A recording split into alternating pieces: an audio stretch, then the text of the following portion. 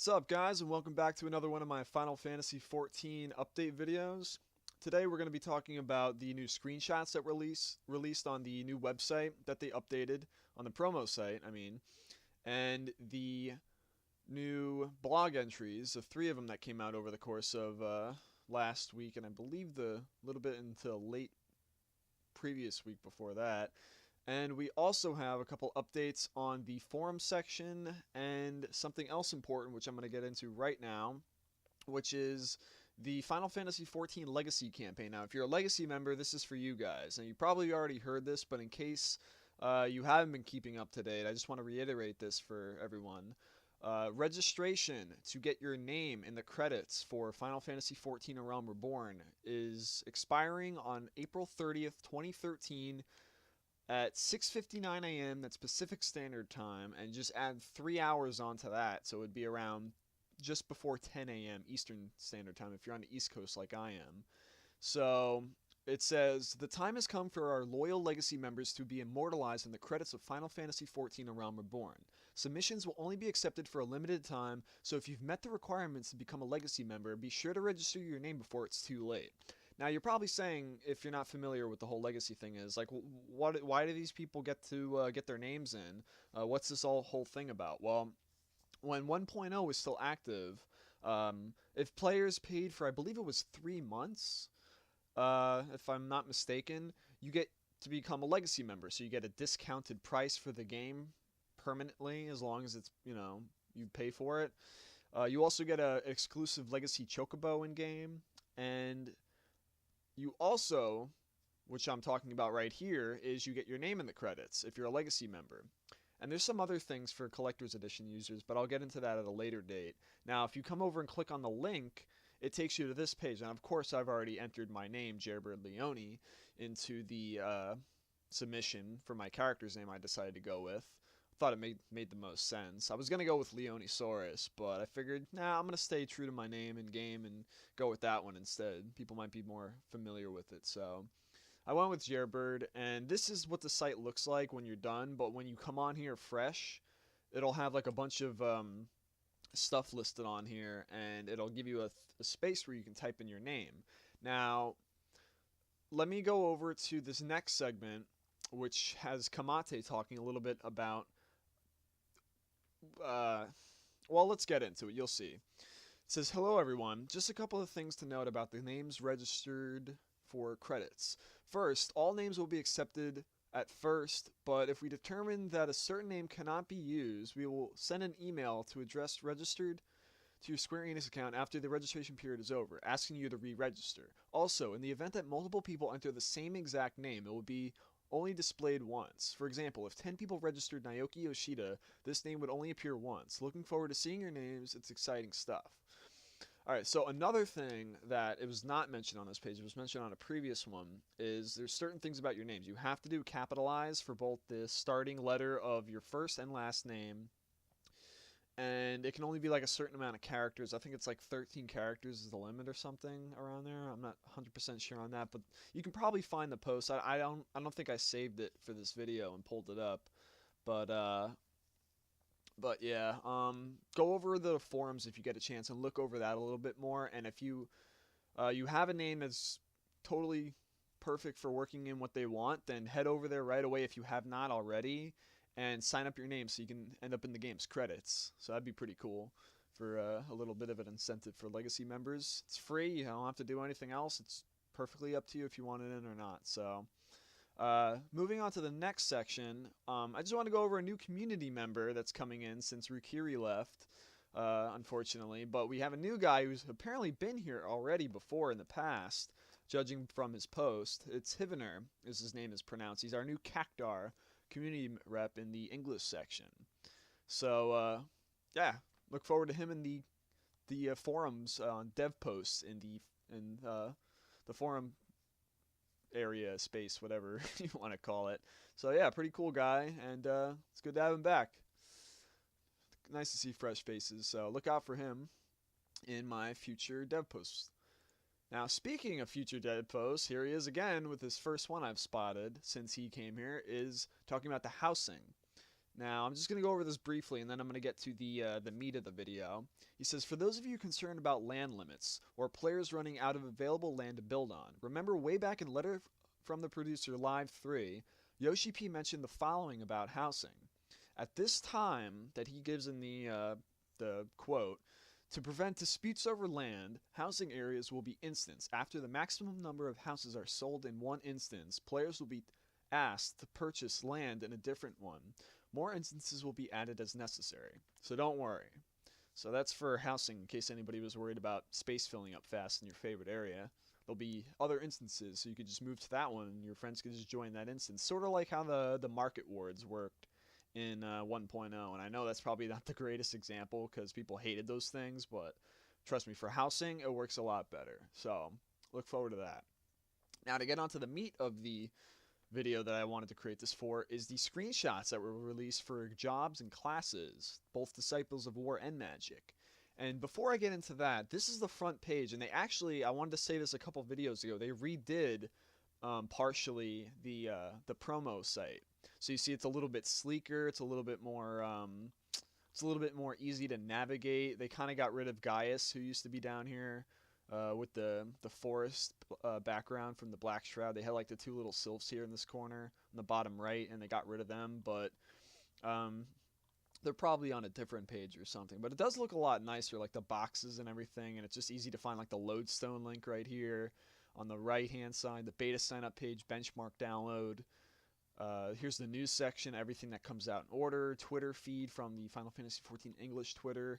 You can find the Japanese Twitter if you go on to the Japanese promo site, or I don't know, just search through it on Twitter manually.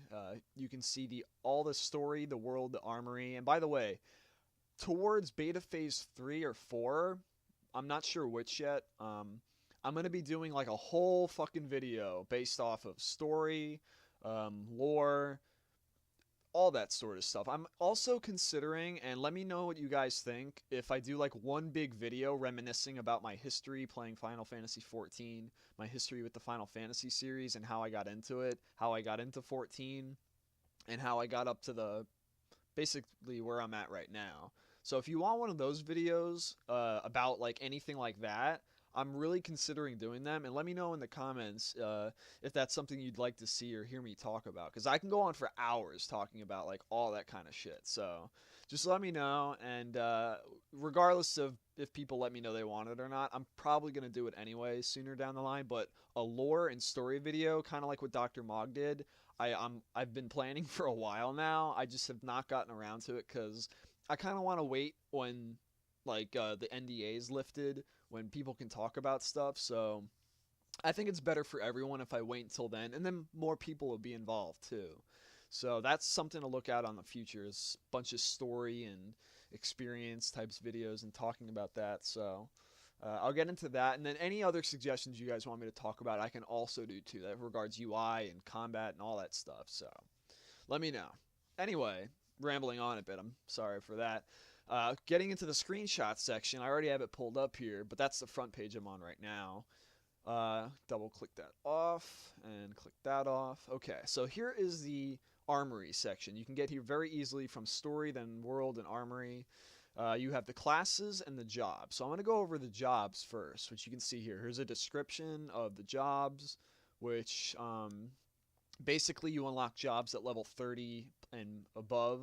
Once you start your job quest, you pick what job you want to do. You have to have like a sub job level to a certain point before you could like do certain things in your job quest line. And then you get job specific gear, and then eventually relic weapons that are essentially job weapons, if you think about it. But they go hand in hand. You can see them in all the pictures too. You have Paladin, Monk, Warrior, Dragoon, Bard, White Mage, and Black Mage, and Summoner. Now, fortunately, in this video, and at this point in time, Arcanist and Summoner do not have any screenshots, because they do plan on doing a video in the future that I will report to you guys and cover and give my feedback on. But they will be doing an Arcanist and Summoner gameplay video showing off the animations, how it works, and stuff like that, what Carbuncle looks like and such. So it's not going to be in this video, unfortunately. It's not available on the promo site yet, but all the others are. So I'll get to that in the future. Now I'm going to start with my favorite job in the game that's currently implemented. is Dragoon. So I have all these other sections open up for Disciples of War and Magic and classes and stuff like that, and then the blog section, but we'll get to that after this. So Dragoon, basic description of Dragoons, awesome shot of him doing what I believe looks like Doom Spike. I don't think that looks like jump, but it is a form of jump, technically speaking. Now here are the screenshots of the Dragoon. Now here is Dragonfire Dive, and you can see this is the first screenshot, according to my knowledge, that I have ever seen that you can see the amal'jaa Beastman in for a Realm Reborn. You can see in the background in the top right hand corner, you can see ul'dah and some cacti and shit around there, and up on this like this hill or whatever this is, this piece of land, you just see the amal'jaa in the background. So it looks like in a Beastman encampment that this guy's fighting inside, and the Dragoon's doing. He just casted frickin' what was it? Dragonfire Dive, right? I almost forgot it for a second. And you can see the awesome animation, this heat sink look to the screen, kind of like a bomb going off. Looks pretty cool. Now, this is an interesting screenshot, and I'll say why in 1 second. This is the Dragoon with full artifact armor and the relic weapon Gabolg, and this is in Thanalan again. And you're probably saying, well, why is this such an interesting screenshot? Well, if we go to this one, well, actually, it's not in this. I forgot. It's in the Lancer section. I'll pull that up in 1 second to compare. This is a dragon. No, this is not Dragonfire. This looks like some form of jump or something. I'm not quite 100% sure. It could be. I'm pretty sure it's a jump. I don't think it's Doom Spike or something like that. But yeah, that's probably one of the new jumps that they added, or the original one that they had, because they had jump, they had elusive jump, and they had Dragonfire Dive, which is like the 3 jumps. And then technically, Doom Spike isn't really a jump. It just looks like one, but I kind of like to consider it one anyway. But yeah, he's doing the jump animation, which is exclusive to Dragoons only. Lancers do not get that. And it looks like he's fighting an Orobon. You can tell by the tail and the little antennae coming from the top of the head. And this is in the Thanalan region too, I believe. Now, you're probably wondering what I was talking about here. I'm gonna actually cheat a bit, and I'm gonna skip to the classes section, which I was gonna wait for after. Now, here you can see Gladiator, Pugilist, Marauder, Lancer, Archer, and then the Disciples of Magic are on the other side. Now, Lancer here, I'm going to pull up real quick just to compare them to. Brief description. You can see the 3 screenshots they provide. Here is Chaos Thrust, which you get at, I don't think it's level 50 anymore. I'm not 100% sure. Because they said they added some new ones. But in the original 14, this was a level 50 unlock weapon skill ability, and it's still my favorite weapon skill in the game, hands down. It's a close tie with some of the Dragoon's jump abilities and whatnot, but I still love the animation for Chaos Thrust. And this is on Adamantoise in the Black Shroud area. Okay, so this is the screenshot I was talking about. Now, my friend Galu, he's my link shell leader in the Riddle server on my server, and he pointed this out to me. I did not notice this at first, because I guess I just assumed it was just a part of the regular routine for Dragoons or whatnot and Lancers. But if I double back to, if I can find it now, here it is. You notice the stances. The Lancer is sitting in like a cocked back position with the lance down, and he's like he looks like he's ready to like fend off a wall against like an army of beastmen. This one looks like he's standing in like a righteous position, ready to engage in some sort of expedition and whatnot. They're 2 different stances is what I'm getting at. I did not know this.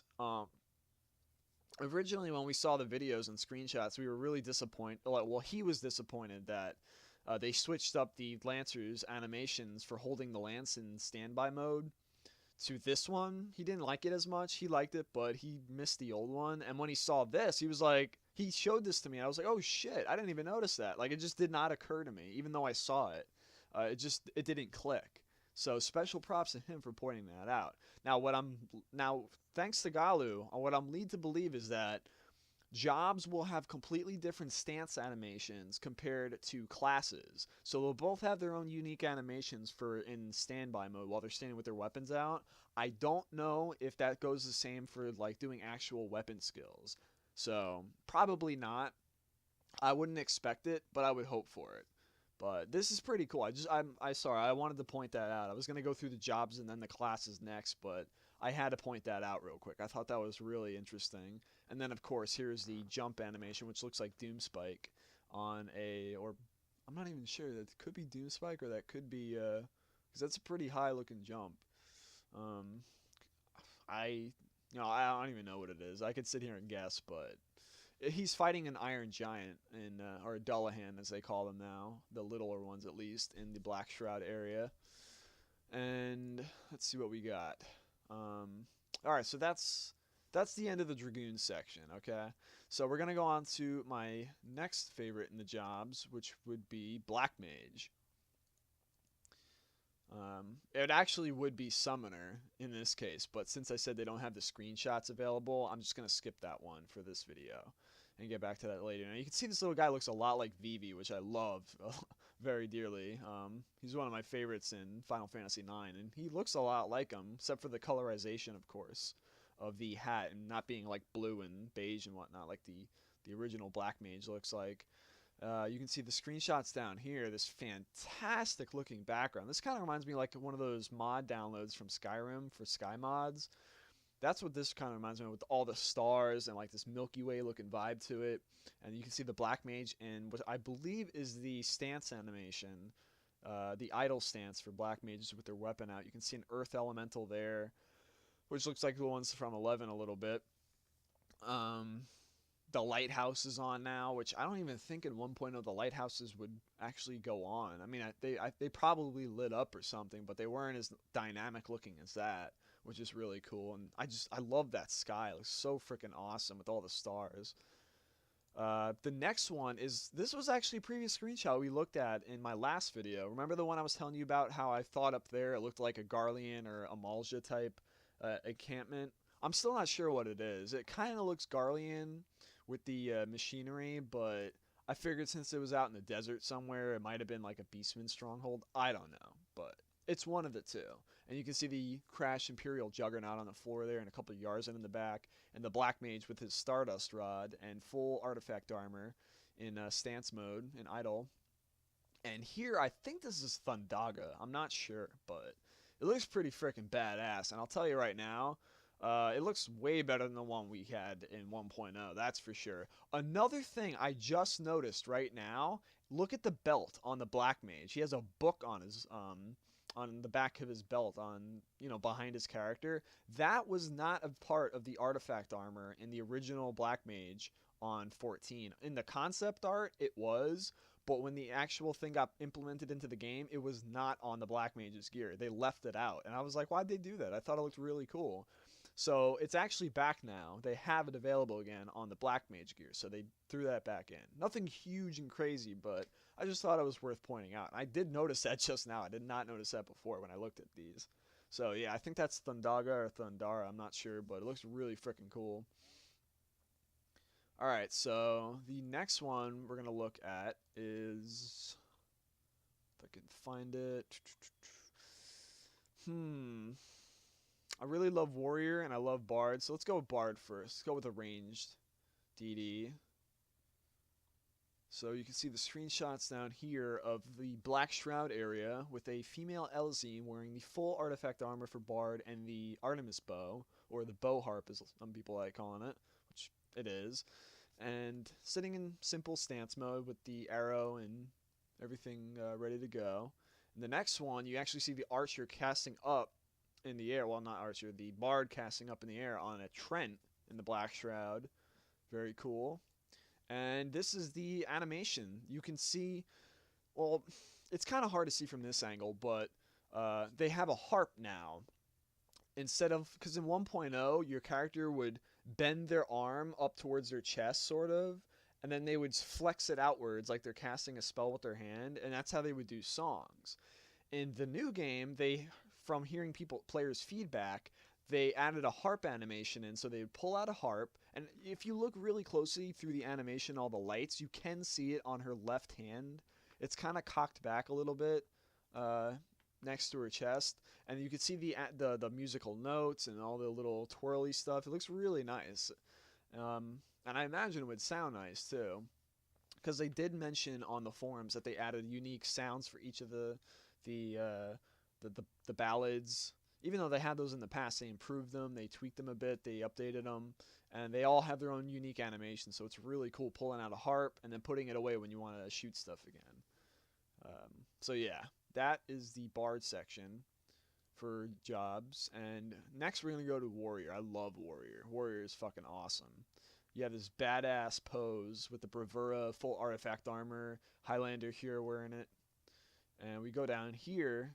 You can see like they're trying to recreate the main Highlander here on the box cover with the helmet on this time instead of off. You got the bravura in hand out in Thanalan. Looks really awesome. You got another shot with some cactuars in the back on the right hand side, which I'm guessing are starting mobs or something outside of the city, kind of like the rats and squirrels or whatnot. And then you got the city of ul'dah up the steps in the background, and the foreground you have the Hure with his bravura in hand, and then this is a really nice stance. I like this animation stance a lot better than the original one, in my opinion. This looks a lot more intense. It looks really cool. And you got this one where he looks really pissed off with his mouth open. He looks like he's ready to do a weapon skill on something and swing. Got some like ruins in the background, which we looked at in the previous video and some screenshots. And that's going to do it for the warrior section. Next section, I'm going to go to monk. See the job artifact gear and the spyrai, which I believe they're pronounced, which are like the coral fist for the monk. And we have a nice screenshots in front of Limsa out Leonesaurus, and you see the this is actually a female Rogadin in monk gear right outside the city. Looks really nice. Nice sky, nice background, really nice colorization and lighting. You can see a weapon skill. I'm not sure what this is. I had not seen monk or pugilist in action, aside from like the benchmark and the few little parts in the trailers, which are kind of hard to see. It's not very good. It's not really good to base them off that. And you can see on the left-hand side, there's a crab, the green crabs from the old Leonesaurus. You can see in the background. And on the next screenshot, you just see another thrusting animation with their fist and the spyrai in hand.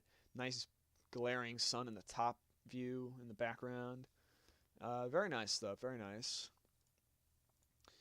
Alright, so that is monk. We're going to go to paladin next. Good old Pally. Just wait for this to load up. It's kind of taking a little bit long. Not sure why. I'm going to hit F5 to see if it loads up. Try it again in another tab. There we go. Whew. That took a little bit. Not sure why that took so long. Anyway, here is the full artifact gear for the paladin. This is the holy shield in his left hand. He's got the katana in his right. And the bottom here, we got another 3 screenshots of the Rogadin, which I believe Seawolf Rogadin in full paladin gear in the black shroud, sitting in his stance mode, which looks very similar to the one in 1.0, if I recall. Maybe slightly different. Here he is fighting, I don't even know, it could be an Exali or a wolf. I know I see a black wolf in the background if you look in the very, very top right. This looks like he is doing, I don't think that's Spirits Within. It could be, I'm not 100% sure.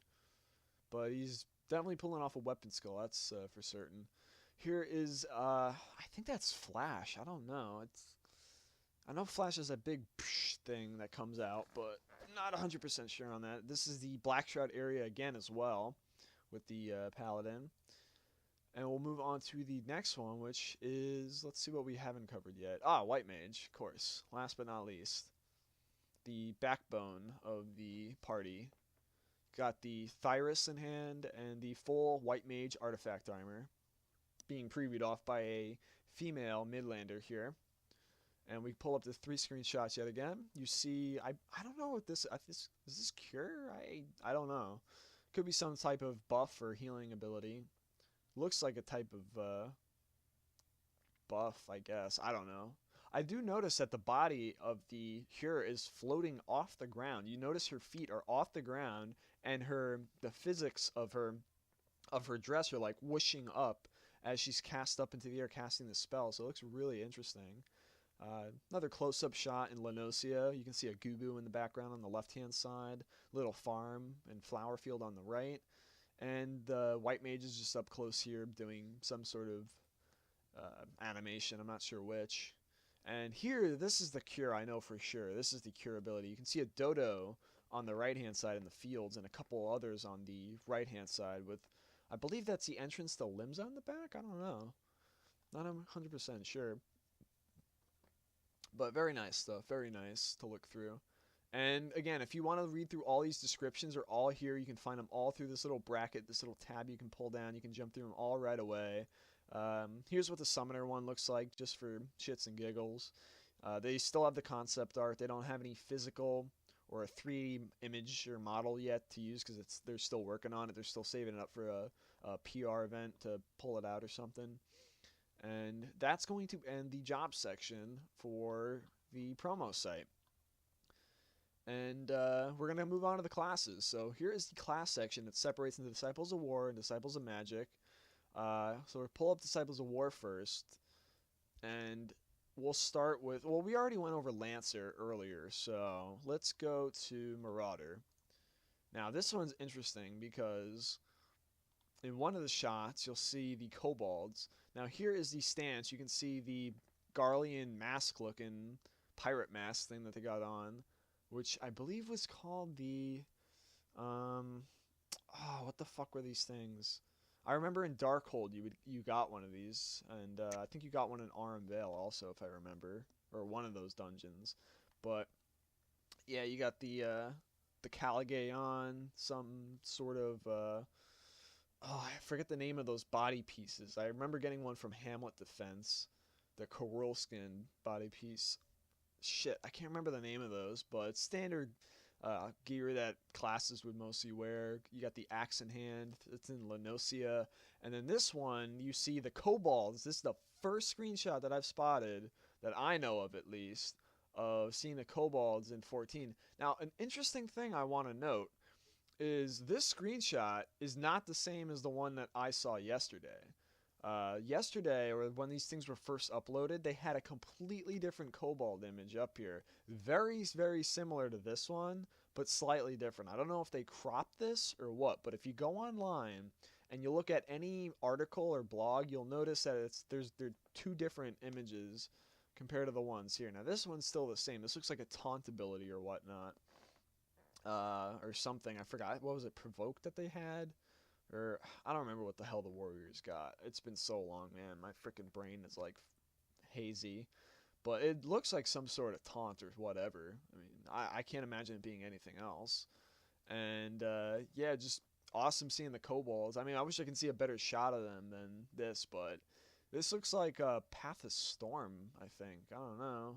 Oh, no. You know what this looks like? This looks like that one ability when you parry in 1.0, and you do this ability right after you parried, and then it makes all weapon skills from the enemy, it pacifies them basically, where they can't do weapon skills. That's what that animation reminds me of, but it also kind of looks like Path of the Storm, which was a 3 combo weapon skill for endgame warrior users. So that is the Marauders section of the class hub. So we're going to go to, let's do Archer next.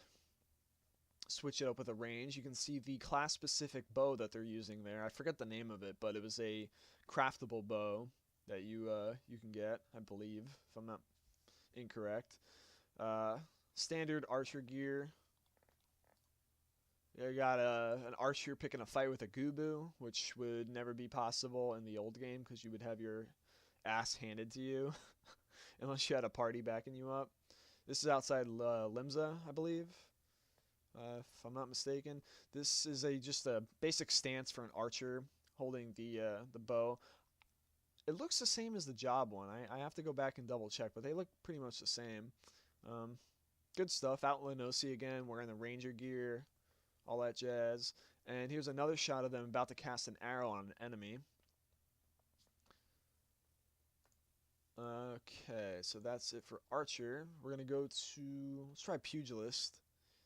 Now this shot look at this fucking guy. Like he's just like, whoa! He's like friggin' got his friggin' legs cocked back. He looks like he's about to do the mariachi or something. You know, it reminds me of his Voldo from Soul Calibur with the 3 little spiky things coming out of his pugilist arms. Kind of reminds me of that. He's got like his whole body like shaking around like a fucking noodle or something. Really funny, really cool. Alright, so here's some screenshots. Now, these are real. This actually surprised me. Now, for people that had Ifrit's weapons, you'll notice immediately, right away, that there's, like, flaming aura coming out of these fucking things. This, now, I'll go, unless I had different settings on my computer, they would never had those on Pugilist weapons, or any of the Ifrit weapons that I recall. They all glue red, or glowed red. Glue, that's not even a proper word. They all glowed red, but they didn't have like fire coming out of them. So they actually added this for Realm Reborn, where you can see like this fiery heatness coming out of your weapons as you're holding them in stance mode. And then this one you can see him doing like a fucking kick or some shit. And you can see like up close a better shot of the flames coming out of the Pugilist arms. I don't know if the sword and the lance and the axe all have that effect as well, or if that's just for Pugilists. Now, I want to point out one thing real quick. I could point out that I'm completely wrong here on one account. I don't because I didn't play classes a lot after jobs came out after a certain point, so I don't remember if classes have access to Fist of Wind, Fist of Fire, and Fist of Earth. So I could be misinterpreting the weapons, because it's kind of hard. It's kind of a trick with using the Ifrit weapons and a shot with a Pugilist that can use Fist of Fire, because maybe now Fist of Fire has a fire effect on your fists, no matter what they are. Or maybe if you have like Fist of Wind, you have like a wind swirl around your weapons. Or if it's Fist of Earth, maybe you have like a earth like rocky effect around your weapons. I don't know. I could be confusing Fist of Fire with the Ifrit's like visual effect. So I don't know. That could be the Ifrit weapons naturally having like a flaming aura come out of them. If that's true, that's fucking awesome. If not, it's most likely Fist of Fire coming out of the Pugilist arms. But like I said, it's been so long since I touched the game, I don't even remember if classes had access to the Fist of Fire and all that shit. I don't know if that was job exclusive or not. I'm pretty sure classes had it also, if I remember correctly. But they did say that they were changing up Pugilist and Monk a lot, so especially Monk. So I don't even think it's going to be playing the same way. I'm not even sure if those abilities are still there. So yeah, don't take my word on that one, but keep an open mind about that and let me know what you guys think. Now the last one is, this looks like that one ability where you would jump in the air and slam down on the ground and that tremor effect would go out before you. That's what that looks like the Pugilist is doing here on this big ass freaking killer ant out in Thanalan. Now, enough of the Pugilist. Let's go on to the Gladiator, and I think that's all of them right now in that section. So, Gladiator. Nice freaking black gladiator-looking armor, sword, and shield. Now, I'm not sure about the shield, but the sword was also a crafting, a high-end, class-specific only craftable sword. Could not be used on jobs. I don't know if they changed that. Here, this looks like the armor that you get from doing Hamlet. The Hamlet exclusive Gladiator and Paladin tanking gear set. Warriors could also use this. And this is out in Thanalan with some Spriggans in the background. You can see the Gladiator doing a nice sword weapon skill on a Marlborough or Morbol, whichever you like to call him, out in front of Hawkeye Manor. You can see in the top left, out in the Black Shroud. And here you see a Armin that this guy is like shield bashing the fuck out of with this really nice looking ball shield cracking effect on them. It looks really nice. And over here we're going to move on to the Disciples of Magic section. That's right. So we have Conjurer, Thaumaturge, and like I said, Arcanist isn't available yet, so we're going to skip that one. We'll start with Thaumaturge, since I love black magic more than white magic personally. See the nice robe from the Thaumaturge Guild and ul'dah. The astrolabe, which was the class-specific weapon that only Thaumaturges could use. Black mages could not use them. Like I said, I'm not sure if they changed it yet, if it's still set in place. These were the weapons, all these weapons that you're seeing in these promotional shots for classes. These were all the weapons that you had to double meld with a specific type of materia for the Relic Reborn quest line. So that's what all those weapons are.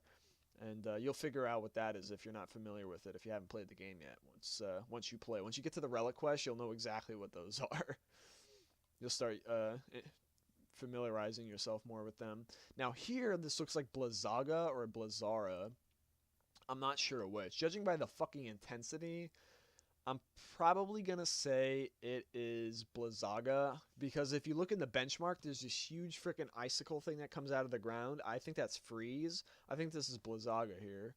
And very nice animation. You can just see like the Thaumaturge just casting his staff in this furious direction with this big purple light and casting off the ice spell in the Black Shroud area. You can see this is the idle stance with your weapon out as a Thaumaturge, which looks very similar to the Black Mages, maybe slightly different since one was being demonstrated off by a Lalafell, the other one right here is being demonstrated off by a male Elizin. And this is also in the Black Shroud area, obviously. And here is the really cool Harry Potter-looking casting animation, frickin' Gandalf style. He's just fucking casting this shit up in the air, and this big purple aura coming out of the astrolabe, and you can see his mouth open. He's very intense, casting the spell at some enemy. Looks very nice. And you also notice the physics on the robe are being flown up in the air too, as the power from the staff lets out a spell. Very cool effect. Very nice for screenshots, and people are into that, which I am very much into. And last but not least, yet again, seems to always be at the very end, is the Conjurer, which loads of people love playing, healer and buffer in 14. Here is the Cure animation. You can see the Ifrit's cane that the White Mage can use, and notice that the cane does not have that flame aura on it like the Pugilist one had. So that's also making me wonder if that's Fist of Fire that the Pugilist had activated in those screenshots, and it was not the Ifrit weapons that was giving off that aura, but I'm not 100% sure. This looks like some sort of buff, I'm not quite sure which. And here looks like another type of curing, buffing animation and whatnot. You can see a bunch of Z's in the background in the Thanalan region, big terror birds. And you see a nice shot of Ifrit's cane that you get from beating him in the Bowl of Embers, which you can still get, by the way, in the new game. And that is going to wrap up the Disciples of Magic, Disciples of War, Jobs, and Classes. And you can check out more, and I'm going to cover more about the story and the lore from this site and talk about it through here in the future, like I mentioned earlier. So if you want to read the descriptions and get a little bit invested and get an early head start, head on over here. I'll have this link, as always, in the description box so you can check it out. Next section is the final section, is the blog section. Now this came out, I think roughly, what was it, April 8th? So what's today's date? It's the 20th. Holy shit. So yeah, that was last Monday this came out. So I missed about 2 weeks worth of blogs I had saved up, waiting for. Now, you see, this is right after the April Fool's event where they did the whole new playable race confirmed, the Vianga. This is just like a joke continuing off that. You can see the picture here of the Bonga and the Viara forming the Vianga male and the Vianga female. So this is by, who is this? Fernhales? I can't tell. Well, anyway, it says, phew, just got some more doodling on the company walls. Or is it? Now, that's out of my system. It's time to move on to the real updates. Or are they? Okay, I'll stop now. In addition to getting the game ready for the upcoming Phase 3, it appears the development team is also preparing for another marketing blitz. And that means trailers. And that means we're back in the recording studio. Lines for the English trailer were taken in Los Angeles, while those for the Japanese trailer were taken in our private studio here at Square-Enix headquarters. I can only assume from all of the bottled water that this talented actress will be playing a drowning Sahagin, or Sahagin, or Sahajin. I don't know how the fuck to pronounce those guys. Let me know, because, yeah, I've always struggled with their names. But Sahajin, or Sahagin, the fish dudes. The actor says, "Help! Let me out of this box! I can't breathe! Help!" Director says, "Nailed it!" Engineer, "Had some equipment trouble. Can we get that again?" As always, sound director Masayoshi Soken spent most of his time rambling on about knee socks. And this is me right before recording my big part. And by me, I mean not me, Fern Hollis. So that blog post was by Fern Hollis. You can see in this image there is, oh wow, I can click on these. Oh, this one I can't. Oh, that sucks. That's the only one I can open. Ah, it's not even that much bigger. Well, anyway, you can see in the right-hand side, that's Merlwyd Blowfishwind, the Admiral of Limsa Lominsa, and my commander of my grand company for the Maelstrom, in a cutscene, it looks like, in a demo reel on the right screen, and this looks like the dialogue being read off for us, so that's being confirmed that the grand company leaders will be voiced. Merlwyd, Robin, Alden, and Connie-san will all be voice acted. Here's the sound studio. If you look on the left-hand side of the screen, and I'll zoom in, you can see it looks like a conjurer with the mage hat on the left in the box. And I'm not sure what's going on in that screen. It's kind of blurry. Looks like horns or something. I don't know. But they have an actor in there doing voice recordings, so I'm assuming it's some sort of male character that they're participating in here. This one is being voiced by a female character, so I don't know who she's doing.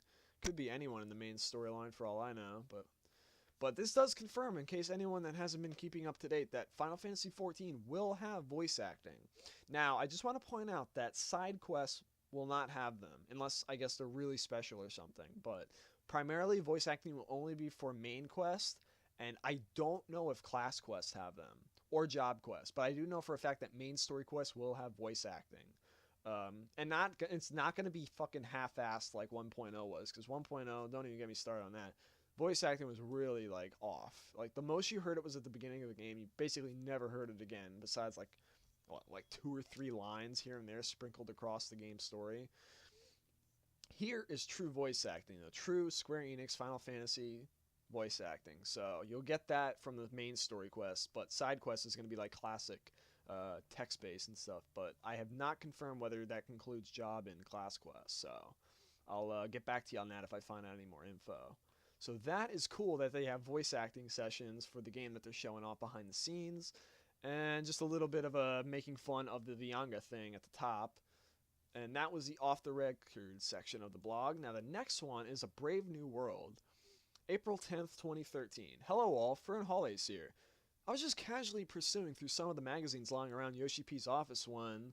Hey, what's this cute, cuddly Kuplo Kopo plushie doing? What do we have here? Oh my god, White Mage confirmed for 2.0 launch? What's that? White Mage was already confirmed for launch 2 years ago. Well then... Enjoy the first look of this fully rendered Lalafelian White Mage on the rear cover of the May 2013 issue, volume 177 of CG World. Fern Hollis. What's that? What was I doing in Yoshi P's office in the first place? Localizing? So this is a Japanese magazine, CG World apparently it's called. I'm not sure what goes on in the magazine itself, but they are promoting the game more heavily in Japan. I'm not sure how they're going to promote the game out overseas, but hopefully they do a kick-ass job, but they're doing pretty good in Japan so far. They also have that Windows 8 promotion that's going on now with Final Fantasy XIV being optimized for that and promoting it and stuff, so that's really good for 14. Very nice high-quality image of the Lalafell. Hopefully they come out with more of these, because I've been seeing some here and there, but I don't know where they're coming from, and I would love to see more of those. They look very nice, very attractive. Alright, so let's go on to the last blog that came out recently. This is titled The Warring Triad. Now this is based off the opening part of the letter from the live letter from the producer that came out in the last video that I talked about. They actually released that Magitech portion that I showed you guys as an official video to get people excited about like what to expect. So I'm not going to play it because every time I play fucking videos, I get copyright claims. Not copyright strikes, copyright claims, which don't really harm me, but they're kind of annoying nonetheless. on my videos every time I do them. So I'm not going to play these videos, and that also goes for music and stuff in my videos too, just to be on the safe side. I'm going to probably cut down on that and just focus on commentary. But anyway, I'm getting sidetracked. This is by Fern Hollis on April 11th, 2013. He goes, "Hello all, Fern Hollis here. I'm assuming many of you caught the 6th producer letter live, but for those of you who didn't, here's a link to the section that created the most buzz, the Magitech mounts. Supposedly, the idea for this sample video came the day before the performance. Yoshi P, wanting something utterly epic, came to one of the event planners, we'll call him H, and gave him a list of demands. There must be 3 riders. They must be traversing a snowy mountain trail. The girl must look like a former Imperial soldier suffering from amnesia who is being controlled by the Empire with a slave crown, etc. Luckily, H was up to the challenge, and despite the lack of prep time, was able to whip up a fairly faithful recreation of a certain classic RPG's opening scene, right down to their Imperial uniforms. She looks awfully familiar. Could this be Biggs?